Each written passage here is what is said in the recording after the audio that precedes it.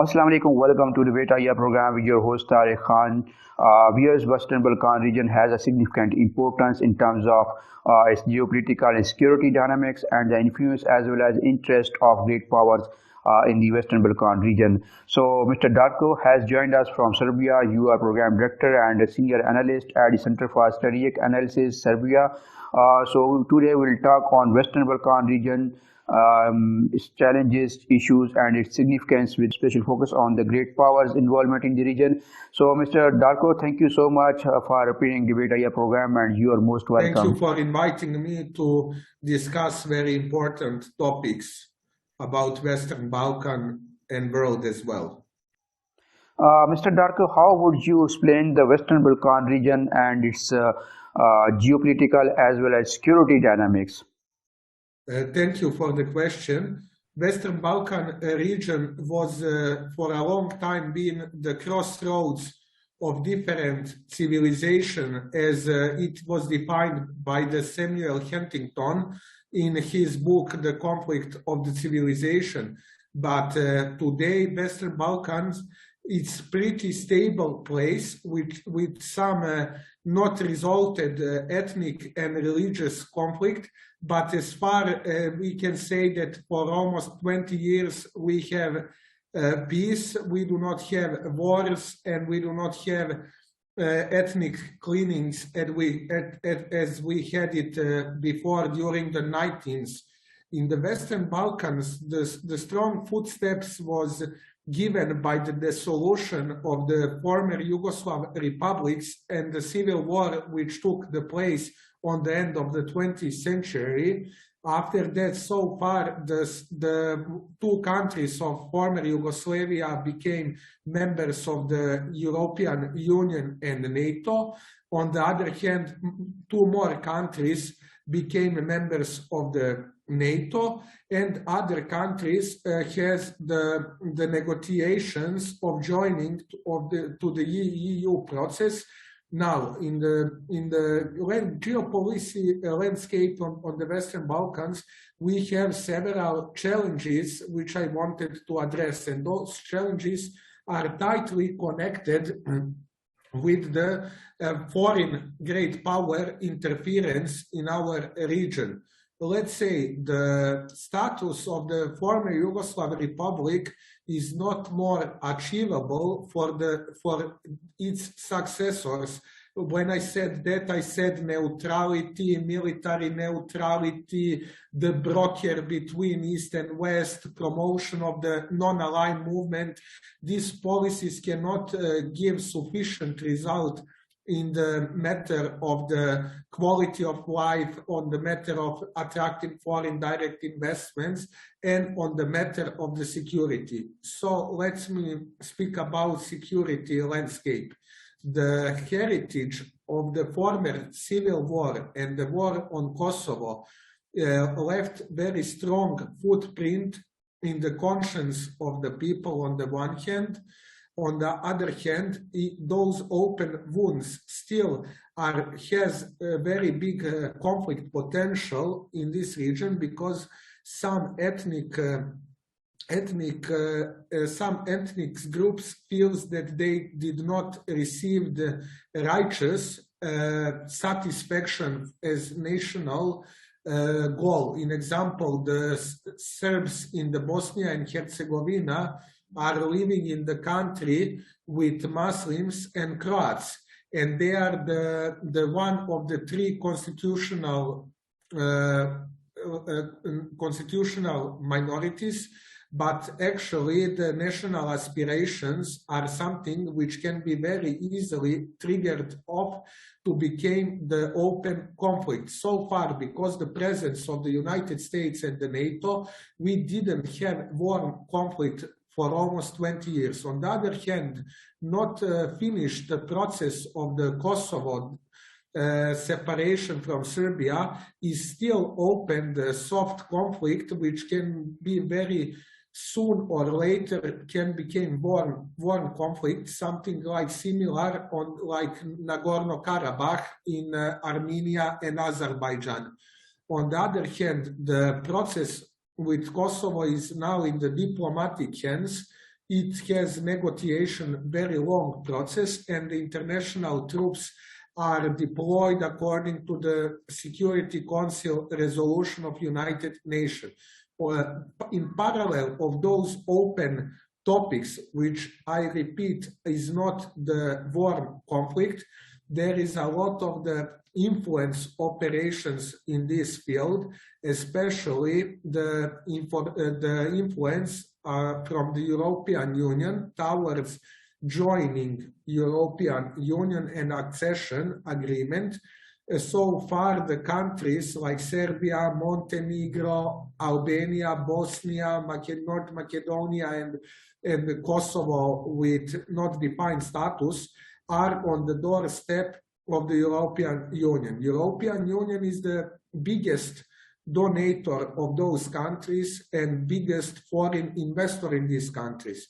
Unfortunately, the countries like Serbia, they are not the members of NATO, but has very good cooperation with NATO. Almost every day we have some bilateral and multilateral activities with the United States and NATO as well, but the position of Serbia is the non-alignment in the military alliance.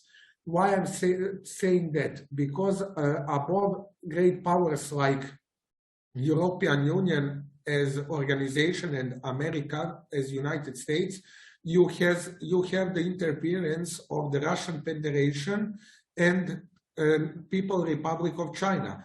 Russian Federation influence is based on the memories of the civil wars from the 19th. It is based on the historical ties. It is based on the religious ties, but Russian direct investments in Serbia and Western Balkan is very, very low. Russian manifestation of influence here is only based on the exploitation of the religious, of the nationalities, on the anti-Western campaigns, and the Russian role in the Security Council of United Nations. But practical support for the nations on the Western Balkan from Russia is not coming. And also Russia is present with the military agreements, especially in Serbia, with the buying of sophisticated weapons systems, which Serbia is the greatest buyer of Russian equipment on the Balkans. On the other hand, China entered all countries with its initiative Silk Road or Belt and Road, with their infrastructure projects, with their digital Silk Road in the high technologies, and also they entered in some mining and energy sector. Those entrance of China in 2009 was a very big relief for the Balkan countries because they didn't have access of the fast money for the development and fast credit lines. On the one hand, the European Union requested a lot pre-circumstances to be full-fight to get money, let's say an example for some infrastructure projects, where China instead only giving money and didn't ask for the stability, didn't ask for your finance, for anything. They just giving the money for the infrastructure as state loans on the one side, and on the other side they implemented the working force here. So far, Chinese investments are not very big. If we see Serbia, the China is on the 7th place if we're speaking about investment, and it is not our main foreign trade partner, it is above 5th place. But Chinese influence during Corona was very strong here. Also, the interference with the disinformation about COVID, about foreign aid, about everything, and actually the Corona crisis was game changer for the China impression in the Western Balkans, and mostly because our political leaders, China was presented as biggest donor, as biggest supporter, but actually the biggest donor was European Union. And why I'm speaking that? I'm speaking it because there is very big difference what foreign powers are doing in the Balkans and how people of Balkans see their activity. In example, if you ask Serbian people who is the biggest donator, they will say Russia and China. But if you see the figures, you will see that our biggest partners and donators and investors are actually European Union and United States. And this perception is in correlation with something which is called geopolitical implication influence operations, which is very active here. And it is not easy to determine the course of the countries. Every political leadership on the Western Balkans will tell you that the goal is joining European Union. But if you see the influence of the different sides, you will see that those influence is not always in accordance to the process of joining European Union. Another thing is the security risks here. Not resolved status of Kosovo is the biggest creator of the conflict potential in the Western Balkans, because Kosovo political crisis in negotiation with Serbia can very easily become security crisis, which can connect the crisis in the Bosnia and Herzegovina and in the state of Montenegro. In all those four countries, Serbs are almost majority, which means that somebody who wanted to interfere the stability of the Western Balkan can very easily use my people, my Serbian people, as tool for creating the stabilization process. But for very good, contrary, our political leadership is actually creating something which is called strategic stability of the Western Balkan, because Serbia is the biggest country and has the strongest economy on the Western Balkan, actually initiated the creation of regional initiative which is called Open Balkan, and it includes Albania, North Macedonia and Serbia as founders of those initiatives, which has the main goal to connect the people, to connect capital, to establish the joint market on Western Balkan. And actually those initiatives can very much contribute the reconciliation process between Serbs and Albanians, because we had very turbulent historical period, but I think that economy can very easily overcome the conflict and different view of the security dilemma which is created in our region. Those initiatives is completely supported by the European Union and United States of America, because I think that their vision for this initiative is actually to unite the Western Balkan countries and to try to resolve disputes between us on the one hand, and on the other hand to make us more dependable to each other on our process of joining European Union, because not settled problems with integrated territories. Mr. Darko, as you have mentioned, US, Russia, China has great power role in Western Balkans. So how do you view European Union relationship and perspectives towards Western Balkan region, and what difference European Union is making in the region? How would you analyze this? Thank you, sir.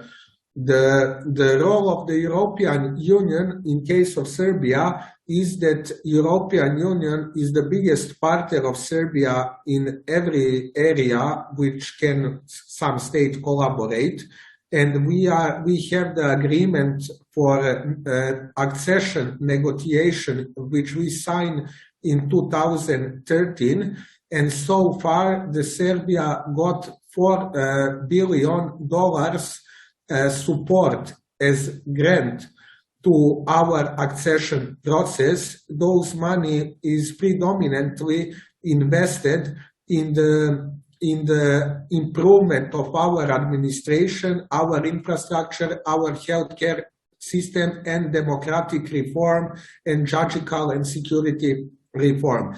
Those processes, we are tightly connected to implement the security standards and the economical standards and other regulations from the European Union, in example, in environment protection, as well. Also, in this process, we are supported by the EU, but we have some kind of the limitations which is unique for every country and for every nation who wants to access European Union.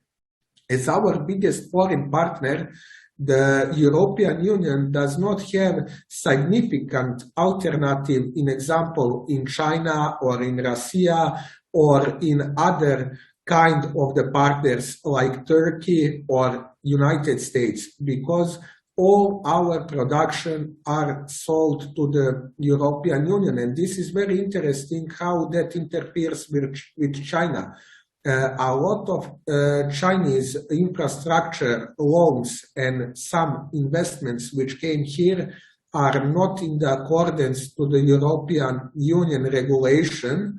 And there is a time-to-time coalition between the European standards and Chinese infrastructure projects. In the case of the 5G network for Serbia, in case that we implement the Chinese 5G network, it will mean that we will lose the high-tech investment in our country, because those network are anticipated by the Europeans as not secure, and the network which can have the man in the middle, data breaches, and all of that. And it is the situation where you must balance between your economical interest and your political interest and your geo-economical position in this environment, because we are in the Europe surrounded by the European countries. So it is very hard task for political decision makers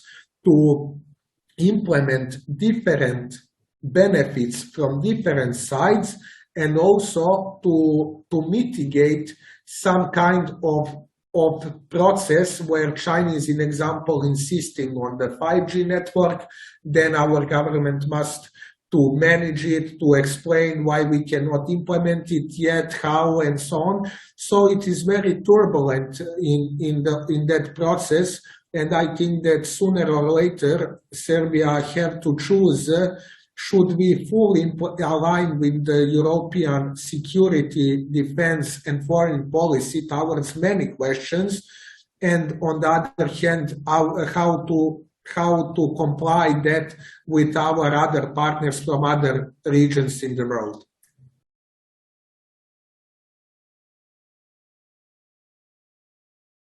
Mr. Darko, how do you view and analyze the current situation of Russia-Ukraine issue and its implications on Serbia as well as other Balkan regions? Serbia have defined foreign policy which said that we are a country which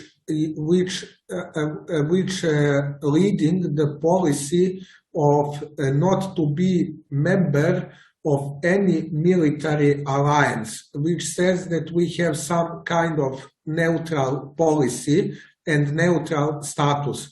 In this moment, as you are familiar, all European countries and members of European Union imposed sanctions on Russia because the aggression on Ukraine, and also they publicly denounced Russia for military aggression.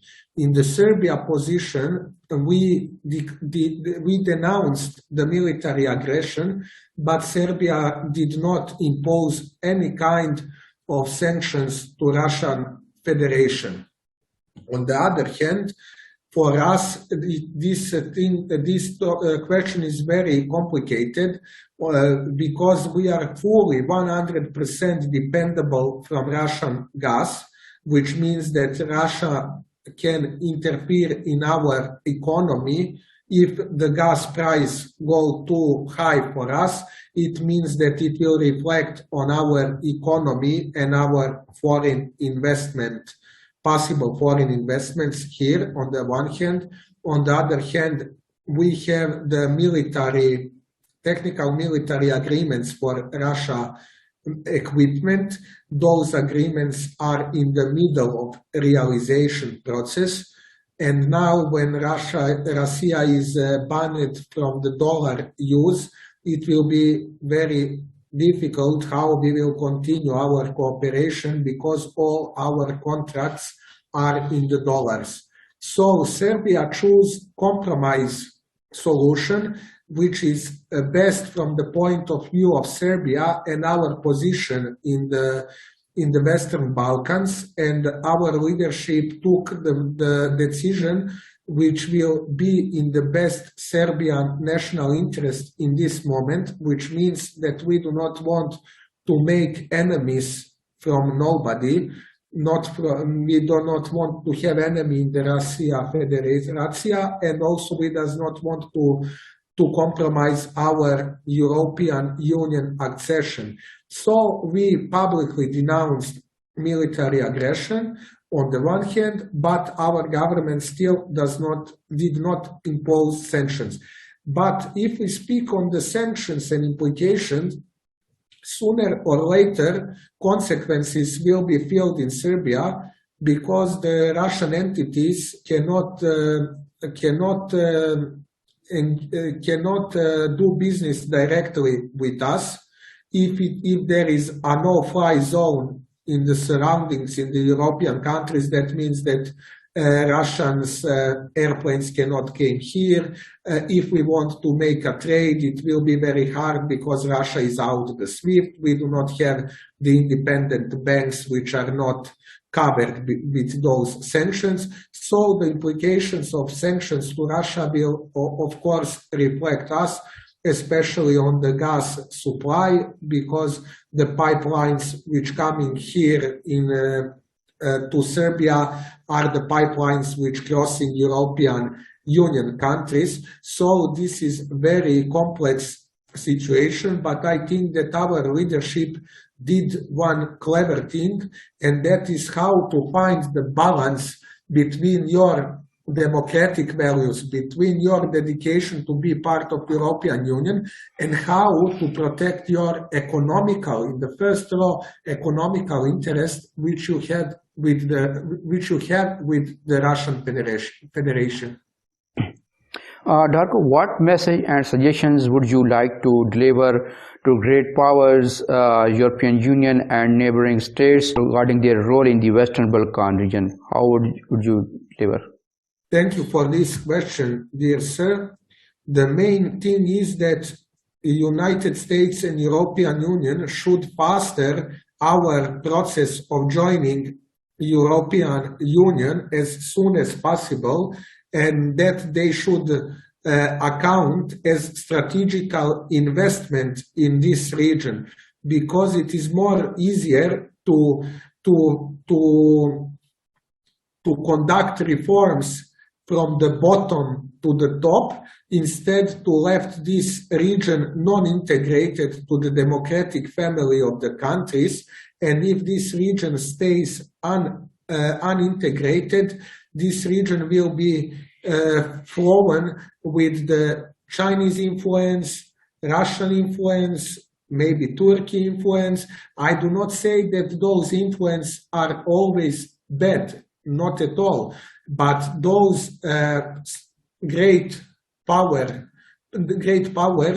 they do not have the same interest as European Union and the United States. In example, a Russian interest here is that this region never became member of the European Union. Chinese interest here is that this region be the Chinese gateway to the Europe. Turkish interest is to enlarge the regional interest in the Mediterranean, but also on the Balkan, because Turkey has very strong cultural ties. But I must be honest, Turkey is one of the biggest investors in Serbia. They are employing a lot of our people, so we have very good relationship with them and very good economical cooperation. But key point is dialogue, strategical dialogue, and diplomacy instead of conflicts.